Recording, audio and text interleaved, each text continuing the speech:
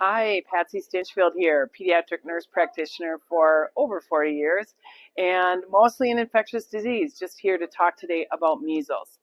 Let's talk about measles. How would you know if a child has measles if they come in your clinic? Well, the first 4 days you probably won't know because they've got fever, they've got runny nose, they might have a little conjunctivitis, they feel miserable. That's like every kid in the winter, right? So the key then would be around the fourth day or so, they may develop this characteristic rash. It looks like a bucket of rash poured over their head. Starts in the scalp, goes down their face, chest, and then clears the same way. Sometimes in dark-skinned kids, you can't see it. You need to get your fingers in there and feel, especially along the hairline.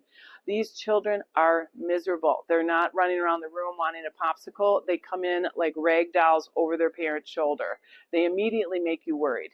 When you see that rash, you will know. It's not like a chickenpox rash. It's a very distinct rash. So look at the pictures in the books if you haven't seen measles yet, and once you see it, you will remember it.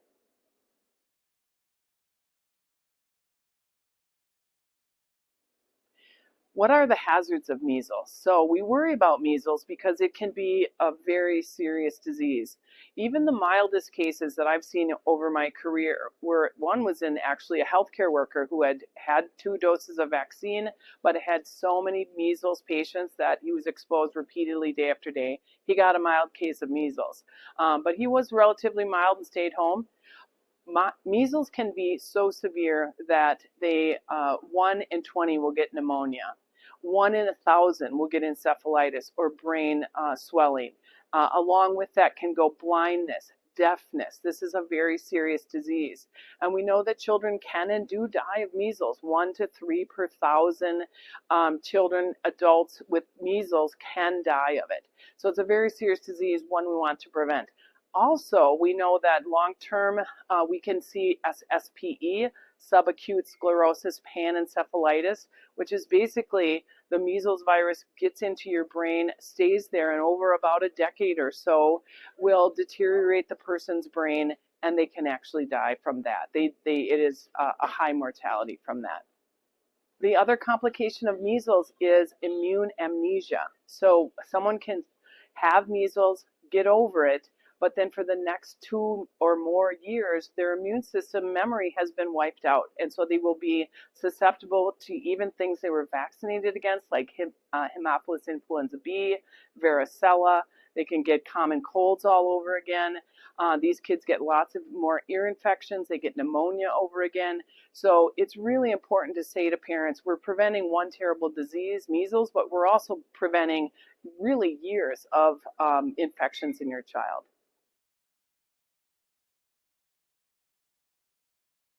How do we prevent measles?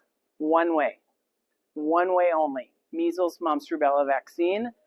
We cannot prevent measles through nutrition, through exercise, through vitamin A. It is not preventable any other way. So we really need to encourage our parents to not skip the MMR vaccine. MMR is a very safe, very effective vaccine. We know after 1 dose, it is 93% effective. That dose usually given at 12 months of age. After 2 doses, it's 97% effective.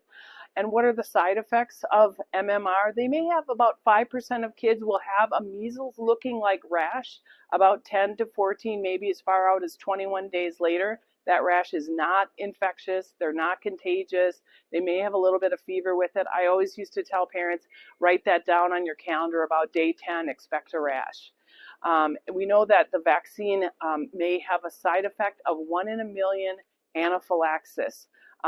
Really, it's such a safe vaccine and so highly effective, we want to make sure all parents use that.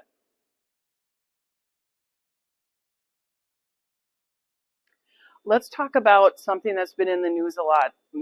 That is vitamin A and measles. There is a place for it and there is not a place for it.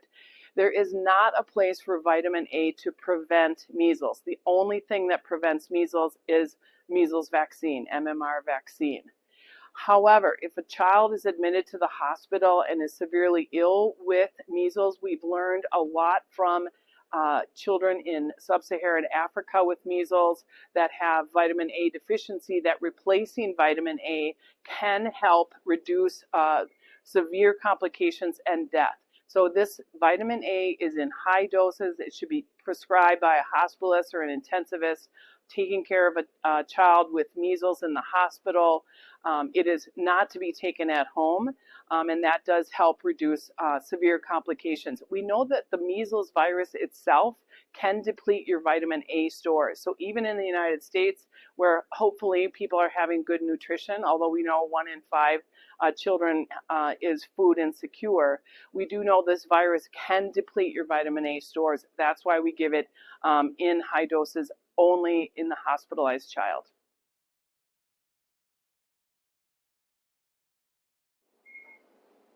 Lots in the news about measles and MMR vaccine. How to talk to parents. First thing is don't talk. First thing is listen. Make sure you understand what is on this parent's mind. What are they thinking about MMR vaccine? If they think there's things that are in the vaccine that are unsafe, listen to them and let them know that vaccines are safe. Go through what's in them and show them that this is a very well-used vaccine since the early 60s and given to millions and millions of people around the world. There is a 1 in a million risk for an allergic reaction to it, but this vaccine is safe. Listen first. Let them know what your experience is. Maybe you've never seen measles. Maybe you can tell them about people like me who've seen a lot of measles, and we would do anything to prevent a death in a child. I've experienced a lot of parents who skipped vaccines. It's almost like infectious disease roulette. They come in the hospital, they're in the ICU, and they have such regret. Share that voice with the parents. The parents have regret that they didn't vaccinate. We want to make sure that we know that where their concerns are coming from. Was there a family history? Did someone die of something that was unknown? Do they have misinformation about measles and autism, which of course there is no relationship after dozens of really excellent studies? Make sure that we're really getting to the root of what their concerns are. Listen, use empathy, and be directive in your good clinical judgment and guidance for them to get vaccinated. If they choose not to that day, encourage them to come back.